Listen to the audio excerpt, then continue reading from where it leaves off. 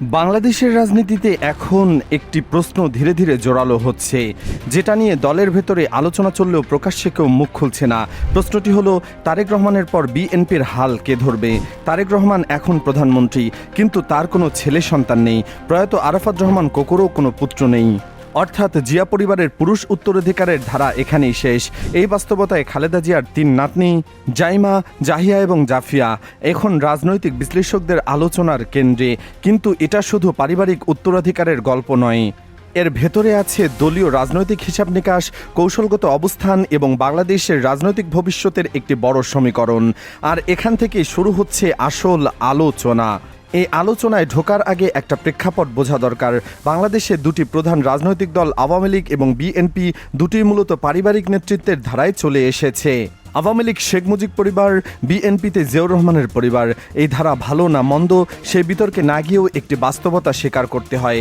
বাংলাদেশের রাজনৈতিক কাঠামোতে পারিবারিক ব্র্যান্ড ভ্যালু একটি বিশাল ফ্যাক্টর। তৃণমূলের নেতাকর্মীরা একটি পরিবারের প্রতি আনুগত্য দেখান এবং সেই পরিবার থেকেই পরবর্তী নেতৃত্ব আসবে, এটা তাদের কাছে প্রায় সত্য সিদ্ধ। তারেক রহমান এখন ক্ষমতায়, কিন্তু রাজনীতির হিসাব কখনো বর্তমানে থামে না। দলের প্রকৌশলবিদরা ইতিমধ্যে ভাবতে শুরু করেছেন পরবর্তী প্রজন্মে কে আসবে, আর সেই ভাবনাতেই ৩টি নাম ঘুরে ফিরে আসছে। তারেক রহমানের একমাত্র সন্তান জাইমা রহমান, এই একটি পরিচয়ে তাকে স্বয়ংক্রিয়ভাবে সবচেয়ে সুবিধাজনক অবস্থানে রেখেছে। বর্তমান প্রধানমন্ত্রীর মেয়ে, এর চেয়ে শক্তিশালী রাজনৈতিক পরিচিতি আর কি হতে পারে?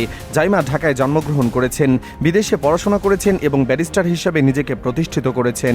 শিক্ষাগত যোগ্যতায় তিনি যথেষ্ট শক্তিশালী। দলের বিভিন্ন অনুষ্ঠানে তার উপস্থিতি এখন নিয়মিত। তিনি কথা বলেন দৃঢ়ভাবে, মিডিয়ার সামনে স্বাচ্ছন্দ্য এবং রাজনৈতিক বক্তব্য তিনি দ্বিধা করেন না। কিন্তু এই প্রকাশ্য সক্রিয়তায় জাইমার জন্য একটি দ্বিধারী তলোয়ার হয়ে দাঁড়িয়েছে। রাজনীতিতে তিনি সবসময় আলোচনায় থাকেন, তার প্রতিটি পদক্ষেপ প্রতিপক্ষের রাডারে থাকে। জাইমা কখন কোথায় যাচ্ছেন, কি বলছেন, কার সাথে দেখা করছেন, সবকিছুই ট্র্যাক করা প্রতিপক্ষের জন্য সহজ হয়ে গেছে। আর যে রাজনীতিবিদ পরবর্তী চাল আগে থেকে অনুমান করা যায়, তাকে আটকানো সহজ হয়। আরও একটি বিষয় আছে, জাইমা যেহেতু ক্যামেরার সামনে বেশি সময় কাটান, তাই তার যে কোনো ভুল বক্তব্য বা আবেগের বশে বলা কথা তাৎক্ষণিকভাবে ভাইরাল হওয়ার ঝুঁকি থাকে। বড় জনসভায় হাজারো মানুষকে চাঙ্গা করা এক জিনিস, আর রাষ্ট্র পরিচালনার মতো জটিল কাজে ঠান্ডা মাথায় সিদ্ধান্ত নেওয়া সম্পূর্ণ আরেক জিনিস। দলের অনেক সিনিয়র নেতা ব্যক্তিগতভাবে এই উদ্বেগ প্রকাশ করেন। জাইমা জনসংযোগে দক্ষ, কিন্তু কৌশলগত গভীরতায় তিনি কতটা পরিপক্ক সেটা এখনও প্রমাণিত হয়নি। কিন্তু এখানেই বিষয়টা আরও জটিল হয়ে যায়। প্রয়াত আরাফাত রহমান কোকর বড় মেয়ে জাহিয়ার রহমান, তিনি জিয়া পরিবারের সবচেয়ে কম আলোচিত সদস্য। মিডিয়ায় তাকে প্রায় দেখাই যায় না, রাজনৈতিক কোনো অনুষ্ঠানে তার উপস্থিতি বিরল। কিন্তু গত 31 ডিসেম্বর দাদি বেগম খালেদা জিয়ার জানাজার দিনে জাহিয়া সবার নজরে আসেন। কোনো সাজগোজ ছাড়া সাধারণ পোশাকে, শোকের কালো ব্যাজ পরে তাকে দেখে অনেকেই আলাদাভাবে নজর দিয়েছেন। সেদিনের সেই ছবি সোশ্যাল মিডিয়ায় ব্যাপকভাবে শেয়ার হয়েছে। জাহিয়া সচেতনভাবে রাজনীতি থেকে দূরে থাকছেন, বাবার অকাল মৃত্যুর পর নিজেকে গুটিয়ে নিয়েছেন। প্রকাশ্য রাজনীতিতে তার কোনো আগ্রহ আছে বলে এখন পর্যন্ত কোনো ইঙ্গিত পাওয়া যায়নি।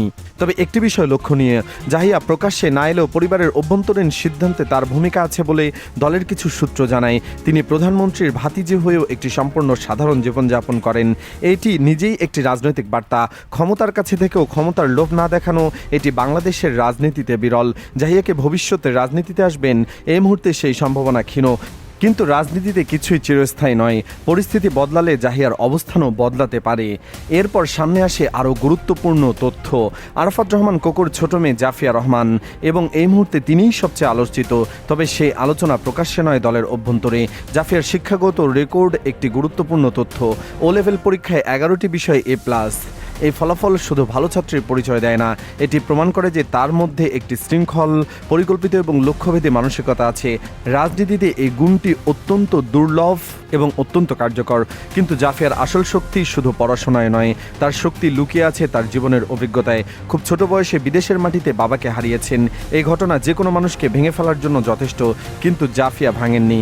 বরং এই কঠিন অভিজ্ঞতা তাকে এমন একটি মানসিক দৃঢ়তা দিয়েছে যা সাধারণত দীর্ঘ রাজনৈতিক ক্যারিয়ারের পরও অনেকের হয় না। জাইমা যেখানে আবেগ দিয়ে রাজনীতি করেন, জাফিয়া সেখানে হিসাব করে পদক্ষেপ নেন।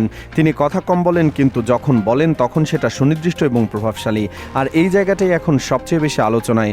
গত ডিসেম্বরে খালেদা জিয়ার শেষ দিনগুলোতে জাফিয়া যেভাবে দাদির পাশে ছিলেন, সেটি দলের তৃণমূলে একটি বড় প্রভাব ফেলেছে। কোনো বিলাসী সাজগোজ নেই, গ্ল্যামারের ছিটোফোঁটা নেই। হাসপাতালে দাদির বিছানার পাশে বসে নিজ হাতে ওষুধ খাওয়াচ্ছেন, চুপচাপ হাত ধরে বসে আছেন। এই ছবিগুলো যখন সোশ্যাল মিডিয়ায় ছড়িয়ে পড়ে, তখন অনেক বিএনপি কর্মী প্রথমবারের মতো জাফিয়াকে চিনতে পারেন। জাইমা পশ্চিমা স্টাইলে চলেন, দামি সাজগোজ করেন, বড় অনুষ্ঠানে আলোকপাতের কেন্দ্রে থাকেন। এগুলো একটি শ্রেণীর কাছে আকর্ষণীয় হলেও তৃণমূলের কর্মী এবং সাধারণ ভোটারদের কাছে এটি অনেক সময় দূরত্ব তৈরি করে। জাফিয়ার সাদামাটা উপস্থিতি এবং পারিবারিক বন্ধনের প্রতি তার আন্তরিকতা, এই দুইটি বিষয় তাকে তৃণমূলে একটি আলাদা সংযোগ দিয়েছে, যা কৃত্রিমভাবে তৈরি করা যায় না। গত কয়েক দশকের ইতিহাস বলে বাংলাদেশের রাজনৈতিক দলগুলোর পারিবারিক নেতৃত্বের বাইরে যেতে পারেনি। আওয়ামী লীগ, শেখ পরিবার, বিএনপিতে জিয়া পরিবার, এরশাদের জাতীয় পার্টিতে তার পরিবার, এই ধারা অব্যাহত আছে। কিন্তু নতুন প্রজন্মের ভোটাররা কি এই ধারা মেনে নেবে, নাকি তারা যোগ্যতা ভিত্তিক নেতৃত্ব চাইবে? এই প্রশ্নটি এখনও উত্তরহীন। এই প্রেক্ষাপটে তিন নাতনির মধ্যে তিনি তৃণমূলের আবেগ এবং আস্থা দুটোই অর্জন করতে পারবেন। তিনিই শেষ পর্যন্ত এগিয়ে থাকবেন। বাংলাদেশের রাজনীতিতে আন্তর্জাতিক ফ্যাক্টর অত্যন্ত গুরুত্বপূর্ণ। পশ্চিমা দেশগুলো, বিশেষত আমেরিকা এবং ব্রিটেন, বাংলাদেশের রাজনৈতিক উত্তরাধিকার নিয়ে সবসময় নজর রাখে।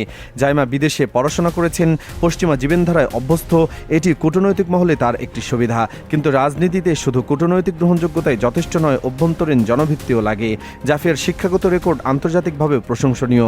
একজন রাজনৈতিক নেতা যদি একই সাথে মেধাবী এবং জনগণের কাছে গ্রহণযোগ্য হন, তাহলে আন্তর্জাতিক মহলেও তার অবস্থান শক্তিশালী হয়। বিএনপির অভ্যন্তরীণ রাজনীতি সবসময় জটিল। দলের মধ্যে বিভিন্ন গ্রুপ আছে, কেউ তারেক রহমানের ঘনিষ্ঠ, কেউ পুরনো গার্ডের প্রতিনিধি। এই বিভিন্ন গ্রুপ ভবিষ্যৎ নেতৃত্ব নিয়ে নিজেদের অবস্থান ঠিক করে। জাইমা যেহেতু ইতিমধ্যে দলীয় কার্যক্রমে সক্রিয়, তাই তার পক্ষে একটি গোষ্ঠী দাঁড়িয়ে গেছে। কিন্তু দলের ভেতরের আরেকটি অংশ মনে করে জাইমার প্রকাশ্য সক্রিয়তা দলের জন্য ঝুঁকিপূর্ণ হতে পারে। জাফিয়া পর্দার আড়ালে থাকলেও দলের কিছু প্রভাবশালী নেতা তার সম্ভাবনার কথা আলোচনা করছেন। তাদের যুক্তি, জাফিয়ার মেধা, তার কঠিন জীবনের অভিজ্ঞতা এবং সাধারণ মানুষের সাথে তার স্বাভাবিক সংযোগ তাকে দীর্ঘমেয়াদে সবচেয়ে শক্তিশালী প্রার্থী করে তুলবে। তবে এটা মনে রাখতে হবে যে রাজনীতির হিসাব কখনো স্থির থাকে না। আজকের সমীকরণ কালকে বদলে যেতে পারে। তারেক রহমান প্রধানমন্ত্রী হয়েছেন, এটি জিয়া পরিবারের জন্য একটি বড় অর্জন। কিন্তু এই অর্জন ধরে রাখতে হলে পরবর্তী প্রজন্মের নেতৃত্ব তৈরি করতে হবে। আর সেই নেতৃত্ব কে হবে, সেটি এখন বিএনপির সবচেয়ে অভ্যন্তরীণ প্রশ্ন। জাইমা কি তার বাবার ছায়া হয়ে থেকে বের হয়ে নিজস্ব রাজনৈতিক পরিচয় তৈরি করতে পারবেন? জাহিয়া কি তার নীরবতা ভাঙবেন?